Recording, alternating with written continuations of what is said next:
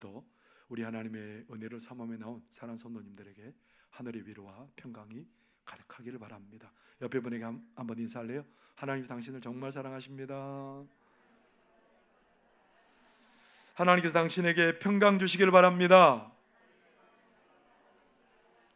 하나님께서 당신에게 복 주시기를 바랍니다. 하나님께서 당신을 지키시기를 바랍니다. 그렇게 되기를 바랍니다. 볼링을 직업선수 못지않게 치는 목사님이 계십니다. 이 목사님은 볼링을 얼마나 잘 치는지, 볼링 최고 점수가 300점인데 그 300점을 한 번도 하기도 어려운데 몇 번이나 300점을 달성할 만큼 볼링을 되게 잘 치시는 분이에요. 이렇게 볼링을 되게 잘 치시는데 이분도 이제 볼링을 치다 보면 자세가 틀어지는 거예요. 잘못된 버릇이 가끔은 나오고 자세가 틀어지면 이게 볼링 점수가 낮게 나오는 거예요. 그래서 그때마다 이분이 하는 게 뭐냐면 외국 유명한 그 볼링 선수 비디오를 보는 거예요. 비디오를 보면서 내 동작이 좀 이래서 잘못됐구나. 그래서 자세가 틀어질 때마다 그 선수의 비디오를 보고 그러면서 자세를 교정하는 겁니다. 그때마다 다시 점수가 올라가고 좋은 경기를 펼칠 수 있었다고 합니다.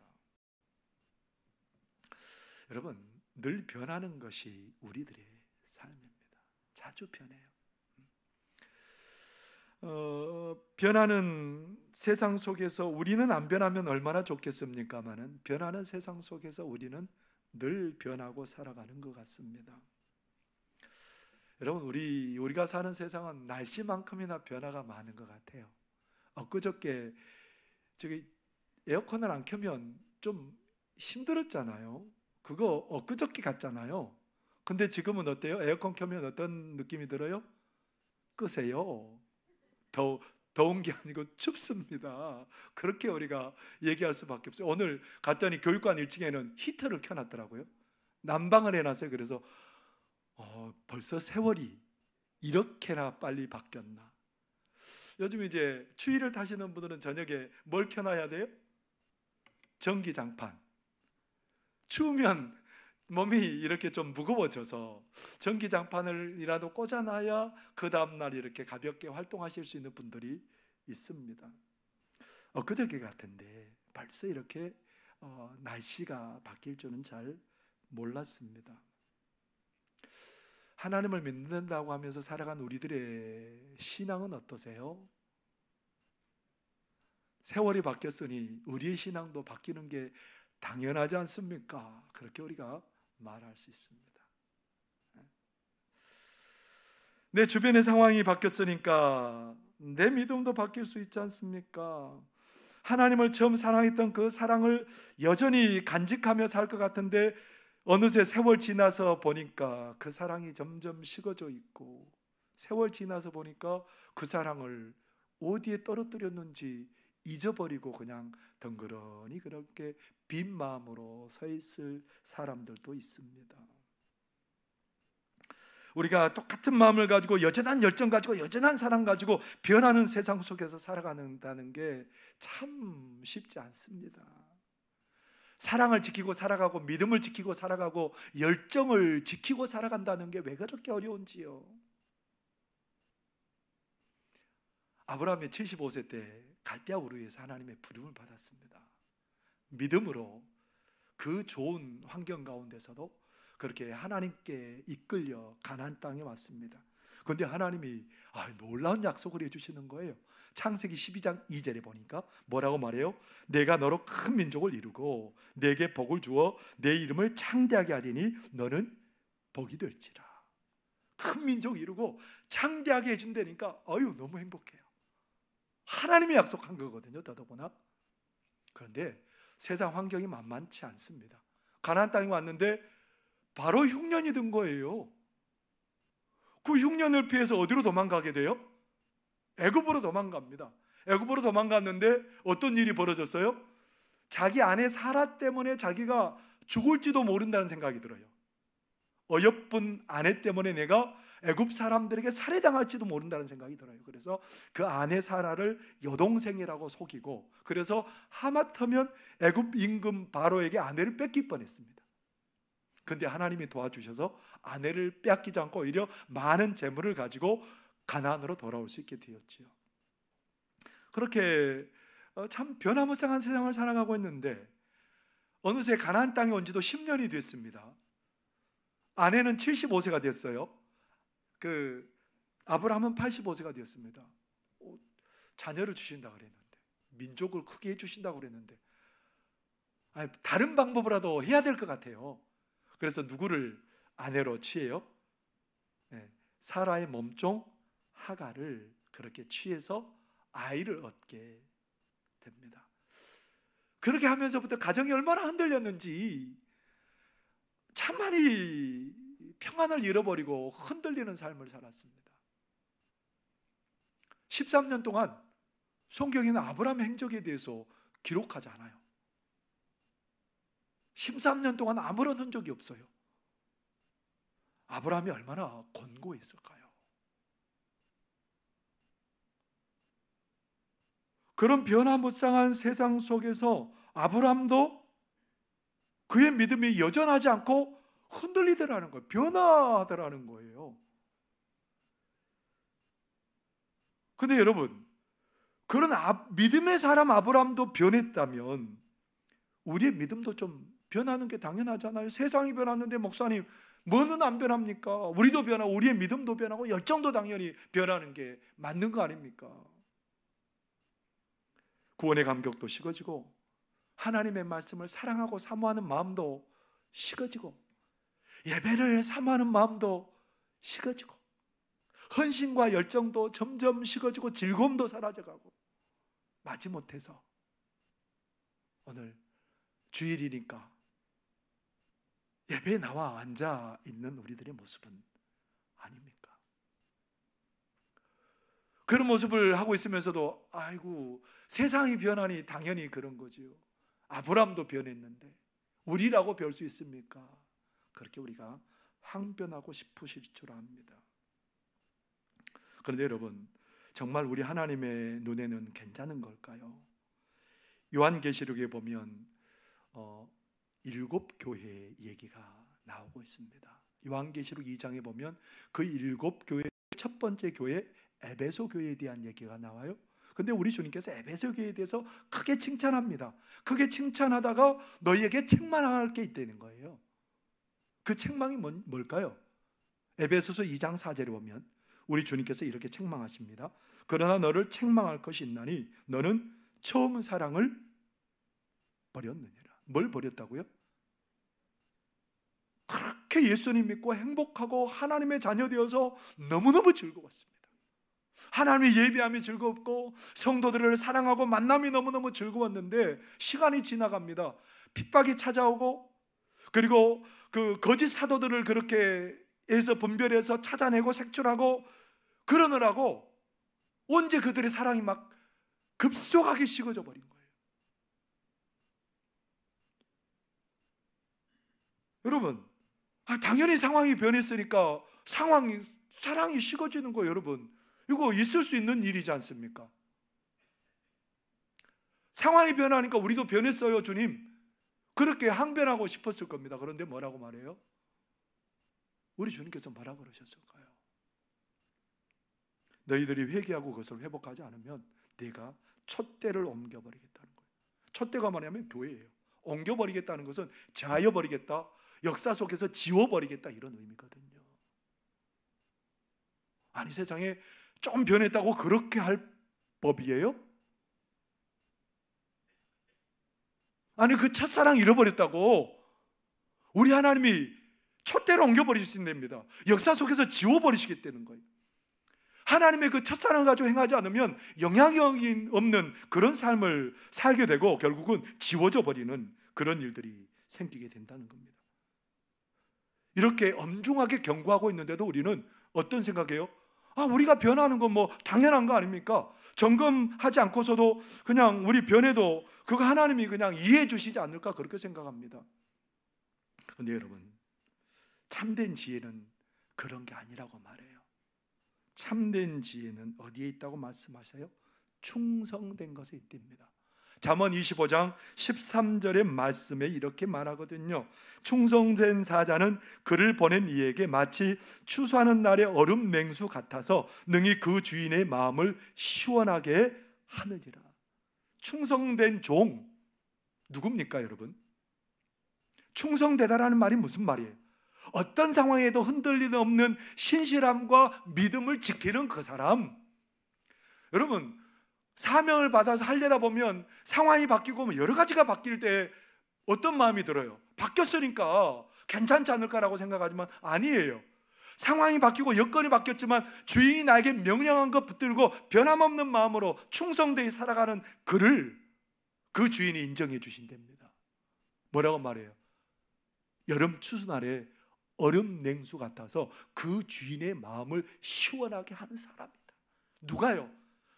상황이 바뀌었음에도 불구하고 여전히 변함없는 충성된 마음을 가지고 있는 그를 통해서. 근데 잠언 지혜서에서는 뭘 자꾸 얘기를 하세요? 그런 지혜를 가진 자에게 하나님이 말할 수 없고 측량할 수 없는 그런 놀라운 복을 허락하여 주시는 것을 계속해서 강조하고 있다는 겁니다. 복을 이루어 살아가는 방법은 어디 있습니까? 변하는 세상에서 널뛰듯이 변하는 그런 모습이 아니라 변하는 세상에서 충성된 모습으로 여전히 하나님을 향한 믿음과 사랑과 충성을 가지고 살아가는 그 인생이 복 있는 인생이고 지혜로운 인생이랍니다. 오늘 우리가 읽은 사무엘하의 말씀은 상황에 따라 변하는 사람들의 모습을 우리에게 소개하고 있습니다. 세상에 천지개벽할 일들이 많지만 한 왕이 물러나고 다른 왕이 들어선다는 것은 이것은 굉장한 사건입니다. 어쩌면 피비린내가 날 수도 있고요, 상황이 완전히 바뀌어버릴 수도 있습니다. 그런데 그 일이 일어나게 된 거예요. 사무엘하 15장에 보면 압살롬이 반역을 일으켜서 그것도 누구를 몰아내려고 하는 거예요? 다른 사람이 아닌 자기 아버지를 왕좌에서 끌어내리고 피를 흘리면서까지 아버지를 죽이고 아버지를 따르는 사람들을 처단하고 자기가 왕이 되려고 한 거예요. 성공했어요. 어느 정도. 다윗을 그렇게 신뢰하고 따르던 많은 사람들이 압살롬을 따르게 되고 압살롬에게 붙게 되고, 사람들이 얼마나 이 상황이 바뀌게 되다 보니까 사람들이 바뀌기 시작한 거예요. 그 상황을 이용해서 뭔가 유익을 취해보고 내 욕심을 챙겨보려고 하는 사람들도 많이 일어나게 되었다는 겁니다. 그 중에 어떤 사람이 등장하고 있냐면 시바라는 사람이 등장해요. 시바가 누구냐면 무비보셋의 종이에요. 어떻게 보면 무비보셋의 모든 재산을 다 이렇게 맡아서 관리하는 집사와 같은 역할을 하는 사람이 시바인데, 시바는 마음에 욕심이 있었어요. 이번 기회에 내가 우리 종의 주인의 모든 재산을 가로채 버려야 되겠다, 그런 생각이 들었어요. 그래서 시바가 무비보셋을 제끼고, 무비보셋이 이제 모든 걸 준비해서 임금님, 다윗 임금님 따라가자 그랬는데, 이 시바가 무비보셋을 속이고 자기가 그 준비한 것들을 가지고 다윗 왕에게 나아갔습니다. 임금님, 제가 이렇게 임금님 따라왔습니다. 많은 것 준비했습니다. 나귀 2마리에다가 가득한 음식들을 가득하게 싣고 다윗에게 와가지고 그렇게 엎드립니다. 그러니까 다윗이 뭐라고 그러겠어요? 너희 주인 무비보셋은 어디 갔냐? 우리 주인님요, 이스라엘 사람들이 이제는 아버지에게 돌아올 나라를 나에게 돌릴 것이라고 지금 믿고 있으면서 지금 그렇게 어떻게 보면 반역자의 그 무리에 함께 있다는 거예요. 다윗이 뭐라고 그랬겠어요? 그래? 그러면 시바, 너가 무비보셋의 모든 재산 다 가져. 아니, 그 시바의 말만 듣고 무비보셋의 재산을 다 누구에게 줘버린 거예요? 얼마나 기가 막힐 일이에요. 시바는 그 요동치는 세상 속에서 자기의 욕심을 챙겼답니다. 이제 다윗이 바울임을 지나서 이제 계속해서 피난길을 가고 있는데 한 사람이 고래고래 악을 쓰면서 다윗을 저주합니다. 시므이라는 사람이, 베냐민 지파에 속한 시므이라는 사람이 다윗을 고래 소리를 지르면서 막 악담을 하고 저주를 퍼붓습니다. 뭐라고 저주를 퍼부었을까요? 사무엘하 16장 7절에 보면 이렇게 말씀합니다. 시므이가 저주하는 가운데 이와 같이 말하니라. 피를 흘린 자여, 사악한 자여, 가거라, 가거라. 피를 흘렸답니다. 사악한 자랍니다. 그러니까 이 듣다 못한 그 다윗의 장군 아비새가, 임금님, 저 못된 시므이의 목을 쳐버리겠습니다. 임금님 허락만 있으면 제가 단칼에 처단해 버리겠습니다. 죽이지 말라는 거예요. 그 마음도 모른 채 이 시므이가 돌을 다윗에게 던지고 먼지를 날리면서 막 저주를 퍼붓고 악담을 퍼붓습니다. 옛날에 다윗 왕이 잘 나갈 때는 꼼짝도 못하고 이런 방구 말도 못했는데 상황이 바뀌니까 완전히 바뀌어버린 거예요. 근데 여러분, 상황은 늘 변하지요? 어떻게 됐을까요? 사무엘하 18장에 보면 압살롬의 난이 평정이 돼요. 그리고 다윗이 이제 요단강 건너갔다가 다시 요단강을 건너서 예루살렘으로 올라가려고 하는데 누가 제일 먼저 찾아왔을까요? 누굴까요, 여러분? 누가 제일 먼저 찾아왔을까요? 시므이. 악담을 퍼붓던 시므이가 제일 먼저 찾아가지고 막 왕 앞에 납작 엎드렸습니다. 뭐라 그랬을까요? 시므이가 뭐라 그랬을까요? 다윗 임금에게. 사무엘하 19장 19절에 보면 이렇게 말합니다. 왕께 아뢰되 내 주여 원하건대 내게 죄를 돌리지 마옵소서. 내 주 왕께서 예루살렘에서 나오시던 날에 종의 패역한 일을 기억하지 마시오며 왕의 마음에 두지 마옵소서. 실컷 저주 악담을 퍼부어놓고 뭐라고 말해요? 없는 걸로 하시죠. 없는 걸로 하재요. 여러분, 그게 없는 게 되겠어요? 죽이자는 거예요. 근데 다윗은 죽이지 말라는 겁니다. 정말 없는 게 됐을까요? 다윗이 이제 임종 때가 되어서 아들 솔로몬에게 유언하면서 뭐라고 말해요? 솔로몬아, 너는 시므이를 경계해라는 겁니다. 솔로몬이 시므이를 불러가지고 당신은 예루살렘 이 경계를 지나가면 죽습니다. 지나가면 안 됩니다. 그렇게 딱 선을 그어놨어요. 근데 3년이 지났는데 시므이의 두 종이 도망을 갔어요. 블레셋 지경까지, 그 먼 곳까지. 그러니까 넘어서는 안 되는데 넘어간 거예요. 그리고 그 두 종을 잡아 돌아왔는데 솔로몬의 귀에 들어가고 시므이는 거기에 죽임을 당하게 됩니다. 뭘 잊어버린 거예요? 내가 죽었다가 살아난 사람인데 그거 다 모른 채 하고 눈 감아 줄 수 있잖아요. 두 종 그냥 갔으면 됐는 거지. 왜냐하면 내가 죽었다가 살아난 난데, 덤으로 사는 인생인데 좀 용서해 주면 안 돼요? 도망갔으면 좀 그대로 두면 안 돼요? 그럴 수 없어요. 그 은혜를 잊어버린 거예요. 덤으로 사는 인생이라는 것을 잊어버리고 사는 바람에 결국은 그도 죽임을 당하고 마는 그런 역사들이 성경에 기록되고 있습니다. 이렇게 많은 사람들이 흔들리고 상황이 급변하고 흔들리는데 그 급변하는 상황 속에서도 변치 않는 한 사람 우리에게 소개하고 있습니다. 누구의? 무비보셋이에요. 여러분, 다윗이 무비보셋을 만났는데 한눈에 보기에도 너무너무 초췌해요.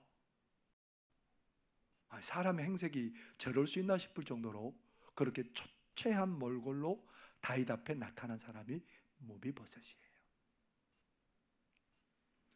오늘 24절은 무비보셋의 모습에 대해서 이렇게 소개하고 있거든요. 한번 읽어보겠습니다. 시작. 사울의 손자 무비보셋이 내려와 왕을 맞으니 그는 왕이 떠난 날부터 평안히 돌아오는 날까지 그의 발을 맵시내지 아니하며 그의 수염을 깎지 아니하며 옷을 빨지 아니하였더라. 발을 맵시내지 않는다는 얘기는 발톱도 깎지 않고 발도 씻지 않았다는 그런 의미일 수 있습니다. 무슨 말이냐면 다윗이 왕자에서 쫓겨난 것에 대해서 너무너무 슬퍼하고 가슴 아파하고 있었다는 거예요. 계속해서. 그리고 수염이 자라서 입술을 덮을 때까지 가만뒀대요. 여러분, 입술을 덮은다는 얘기는 무슨 말이냐면 죽은 사람들을 애도하는 그 슬픈 마음으로 지냈다는 거예요. 다윗이 어떤 마음으로 살았다고요? 죽은 사람을 애도하는 그 슬픈 마음으로. 그리고 옷을 빨지 않아서 냄새가 얼마나 났겠어요. 얼마나 막 구정물이 흐르는 모습, 그런 모습으로 그렇게 살았답니다. 그렇게 가슴 아파했던 사람이에요. 그러면 다윗이 물어볼 필요 있어요, 없어요? 뭘 물어봐야 돼요? 물어볼 거 하나도 없잖아요. 지금까지 무비보셋하고 지나오면서 그런 모습을 보면서 시바를 잡아 대령해라. 여러분, 그렇게 해가지고 막 시바를 혼내줘야 되잖아요. 그런데 다윗의 입에서 나오는 말이 뭔지 아세요? 너 뭐 했니? 너 뭐 했니? 알면서 뭐 했을까요? 그런 초췌한 모습으로 뭐 했겠어요? 애도하며 아파하며 다윗을 위해서 기도하고 염려했겠죠. 그러니까 무비보셋이 다윗에게 말합니다. 임금님, 제 종이 저를 속였습니다. 임금님을 따라가려고 그랬더니 종이 저를 속이고 그렇게 쫓아갔습니다. 전혀 무비보셋은 상황이 변했음에도 변하지 않았던 사람이에요. 그가 한결같이 그렇게 상황이 급변함에도 불구하고 변하지 않았던 이유는 어디 있을까요? 28절 우리 한번 같이 읽어보겠습니다. 시작. 내 아버지의 온 집이 내 주 왕 앞에서는 다만 죽을 사람이 되지 아니하였나이까. 그러나 종을 왕의 상에서 음식 먹는 자 가운데 두셨사오니 내게 아직 무슨 공의가 있어서 다시 왕께 부르짖을 수 있사오리까 하니라. 임금님, 저는 이미 죽은 사람이지 않습니까? 왜냐하면 옛날에 이치는 뭐냐면 한 임금이 새로운 임금으로 등극하면 그 지난 임금의 온 식솔들을 다 제거해야 되잖아요. 후환을 없애기 위해서. 무비보셋은 당연히 다윗에게 죽임당해 마땅한 사람이에요. 그런데 오히려 무비보셋을 죽이지 않았습니다. 누구를 생각하기 때문에요? 그의 아버지 요나단을 기억하고 요나단과 하나님 앞에서 언약했던 것을 생각하고 무비보셋을 찾았죠. 무비보셋을 찾으니까 무비보셋이 막 죽일 줄 알고 납작 엎드렸습니다. 그때 다윗이 뭐라고 그랬을까요? 무비보셋이요, 너의 할아버지가 가졌던, 사울이 가졌던 모든 재산을 다 너에게 주겠노라. 너는 이제부터 내 상에서 왕자들처럼 내 가족처럼 살 것이다. 여러분, 생각지 못한 일이에요. 다윗의 은혜로 지금까지 그렇게 살았습니다. 그런데 다윗이 왕좌에서 물러가고 시바가 모든 것을 다 갖고 그런 바람에 다윗이 없는 기간에 어떻게 살았냐면 너무너무 힘들게 살았습니다. 너무너무 처량하게 살았습니다.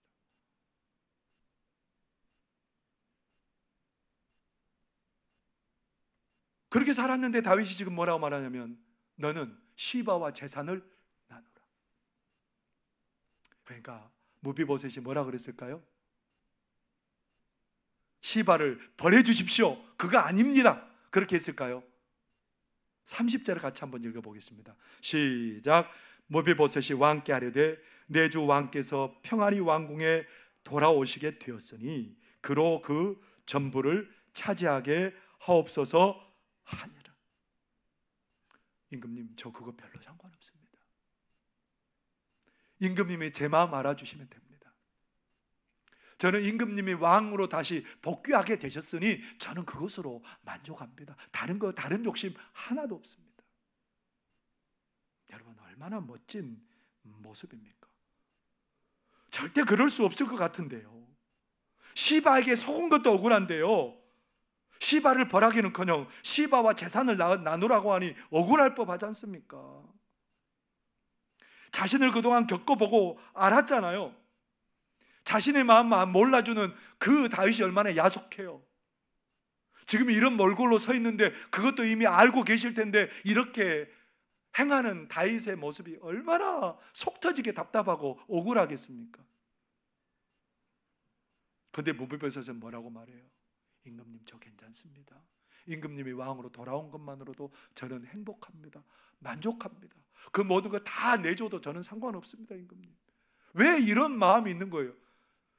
왜 다윗도 변하고 상황이 변했는데 왜 무비보셋은 변하지 않는 충성을 가지고 있는 거예요? 덤으로 사는 인생이기 때문에 그래요. 죽은 개 같은 나를 살려준 그 은혜를 잊지 않고 살기 때문에 그래요. 사무엘하 9장 7절 8절에 이렇게 말씀합니다. 다윗이 그에게 이르되 무서워하지 말라. 내가 반드시 내 아버지 요나단으로 말미암아 내게 은총을 베풀리라. 내가 내 할아버지 사울의 모든 밭을 다 내게 도로 주겠고 또 너는 항상 내 상에서 떡을 먹을지니라 하니 그가 절하여 이르되 이 종이 무엇이기에 왕께서 죽은 개 같은 나를 돌아보시나이까 하니라. 뭐라고 그랬다고요? 죽은 개 같은 나. 여러분, 우리는 무비보셋과 다릅니까? 우리는 죄에 끌려 사망의 길로 달려갔던 사람들입니다. 하나님과 원수되어서 늘 불안과 염려와 두려움을 안고 살 수밖에 없는 그런 우리들이었습니다. 그런 우리들을 하나님께서는 그 모든 것에서 건져주셨어요. 죽음 가운데 건져주셨어요. 살려주셨어요. 이 은혜 하나만으로도 여러분, 상황이 아무리 변하고 모든 것들이 다 바뀌어도 하나님을 사랑하고 헌신할 만한 이유가 거기에 있지 않겠습니까? 이게 지혜의 길이지 않습니까? 저번 추석 연휴 기간에 고향을 다녀왔습니다. 주일 오전 예배를 마치고 오후 이제 가정에서 가족들과 함께 예배를 드리는 그때에 이제 저는 차량을 이용해서 고향을 갔습니다. 고향을 갔는데 막 차들이, 그날도 저는 명절이 이제 거의 다 끝나가서 사람들이 다 가는 줄 알았는데 사람들 아직도 굉장히 많더라고요. 차들이 이렇게 다니고 뭐 길에 주차된 차들도 있고 그래서 빨리 뭐 짐을 내리고 차를 다른 곳에 이동해서 이렇게 주차해 놔야 되겠다 그렇게 생각을 하고 마음이 급했어요. 제가 운전을 되게 신중하게 하는 편이거든요. 안 믿으시는 분들이신데 제가 운전을 되게 신중하게 해요. 절대 뭐 거칠게 하거나 아니면 교통신호를 위반하거나 절대 제가 그러지 않습니다. 이 없어도 가능하면 지키려고 합니다.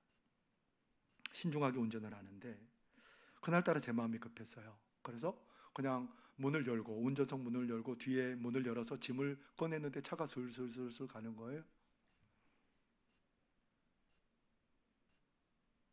아내가 얼마나 놀렸는지 막 뛰어가가지고 차를, 기어를 이렇게 주차 쪽에다가 놓고 있는데 차가 그래도 가는 거예요. 제가 막 뛰어 올라갔습니다. 뛰어 올라가가지고 저도 뭐 여러 가지 일을 해봤죠. 근데 가다가 차가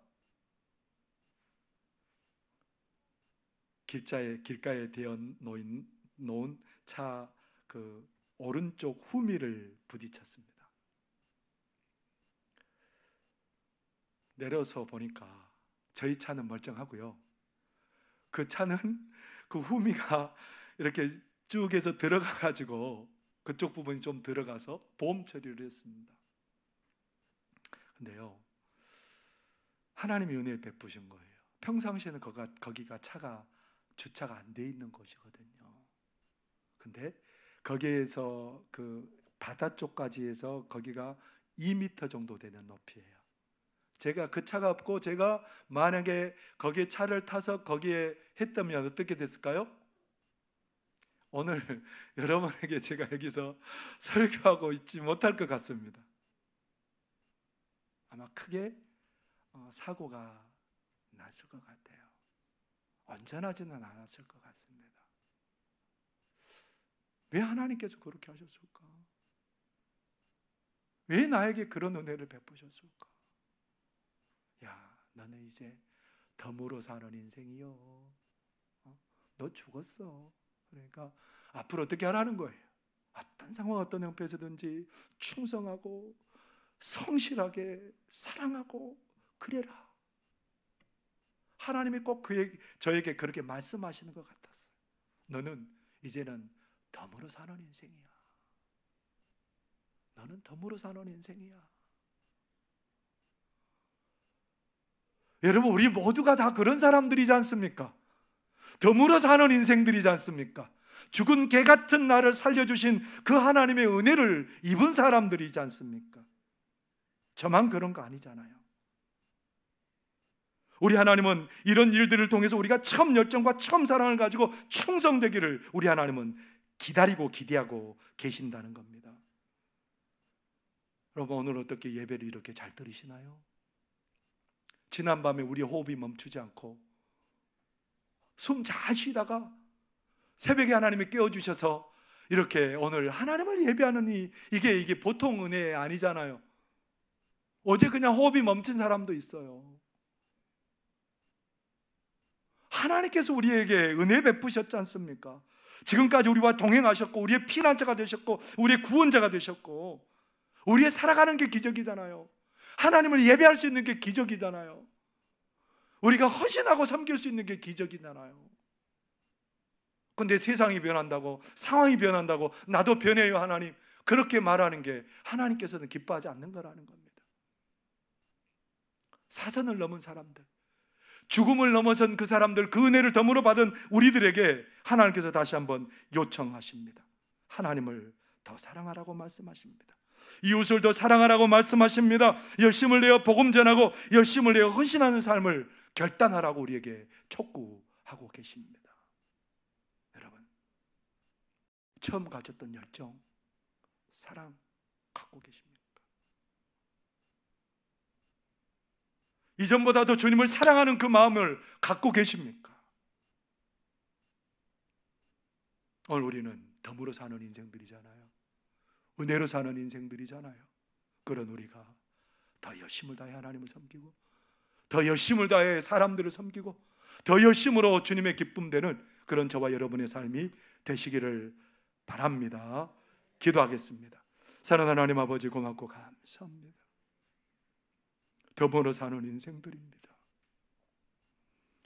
죽음을 넘어서게 하셔서 하나님이 저희들을 큰 놀라운 은혜를 누리게 하셨사오니 하나님, 그 은혜에 감격하며 감사하며 살아가는 그런 우리들 되게 하여 주옵소서. 더 열심히 하나님을 섬기고 하나님을 사랑하고 더 열정적으로 헌신하며 충성하며 살아가는 그런 우리 모두가 되도록 하나님 도와 주옵소서. 예수님 이름으로 기도하옵나이다. 아멘.